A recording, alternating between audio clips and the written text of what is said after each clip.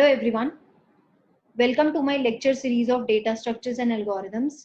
I hope you have gone through the previous lecture on binary search introduction and theory. So in today's lecture, we will study about binary search implementation in detail. So there in the previous lecture, I have explained the binary search algorithm in detail. And if you have understood it, then only you will be able to understand the implementation part. So if you have not watched the lecture, introduction lecture of binary search, please go through it before going through this lecture. So here I have taken an array A whose size is 20 and n is the number of elements that we will be entering at the runtime. Key is the element that we want to search. F represents the first index. L represents the last index. Mid represents the mid index of the array. And I is used for this for loop, right? Indexing purpose, to index or to go through all the elements of the array, right? Now initially what we will do is we will give a printf statement where we will write enter the number of elements in the array, and with the help of the scanf function we will input the value into the n, right? Then after that we will use again this printf statement in which we will be telling the user to enter the element in the array, right? So currently we don't have any element in the array, it is empty. Now whatever may be the value of n, till then we will be entering the elements, right? So for loop will start from 0 to n minus 1, right? And in this way we will be entering the element at every location of the array starting from a of 0, a of 1, a of 2 till a of n minus 1. After entering all the elements in the array, what we will do next is we will enter the element that we want to search, and we will ask the user to give the value to that variable, that is key variable, and in which the value will be stored. Then coming to the algorithm part. So initially we know that in the array the first index is 0 and the last index will be n minus 1 if the size is n, and here we have taken n elements, right? So we will put this is the main algorithm. So here every time the condition is f should be less than equal to L, right? And when this condition will be true, then only we will enter inside this. If it is false, then we will come out of it, right? So initially we will find out mid, that will be f plus L by 2, right? And we will check the condition, the three conditions of binary search, wherein we will check whether the element present at the mid is equal to the key. If it is equal, then what we are going to do is we are going to return the element, and we'll give a printf statement that the element is found at this index. So index, if I talk about array, if I talk about the first index is 0, but the position of that is 1. Similarly, if index is 2, the position of that particular cell in the array is 2 plus 1, that is 3.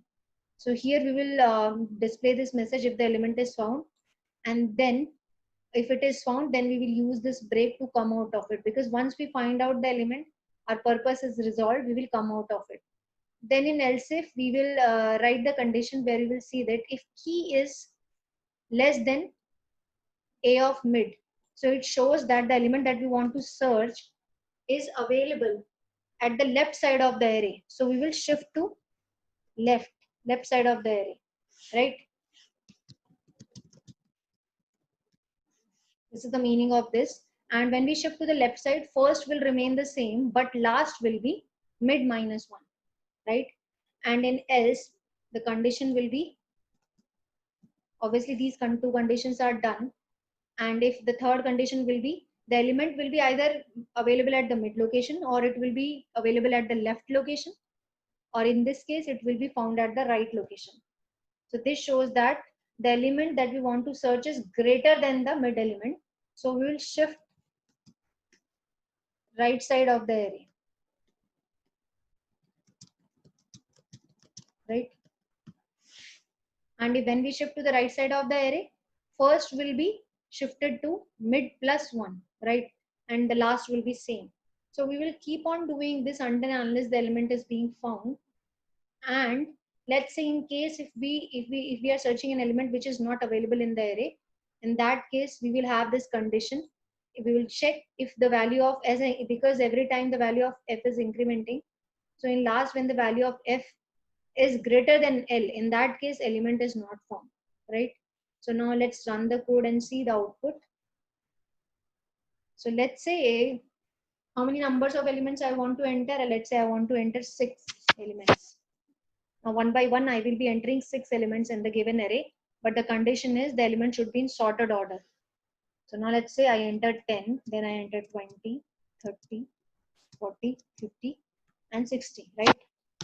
What is the element that I want to search? Let's say I want to search 50.